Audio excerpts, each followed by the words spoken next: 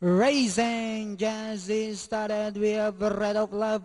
Break quick, let us start. Mr. Victory. Dressica is on the outside. In the middle portion comes going time. Excellent lady. Huzi. Our Zolem Prairie. Hoy. Makati comes next. Royal Viva. While Indian Mint is the early trailer. And going along for the first turn. We have Red of Love. Down on the inside comes Excellent Lady. Mr. Victory is racing in third, and on the outside comes Dressica.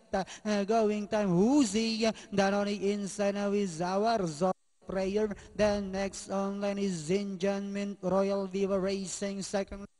Hoy, Makati now racing in last, back to the leader. We have Red of Love maintaining a 3/4 of a length lead. And in second comes Mr. Victory. Dressica Nizarios, an excellent lady. Huzi comes next. Then comes our Solemn Prayer. Moving up is Zinjan Mint. Alongside comes Royal Viva. Going time second last, while Hoy Makati is still racing in last. And they are now entering the home stretch. We have Red of Love. This time by about 4 lengths.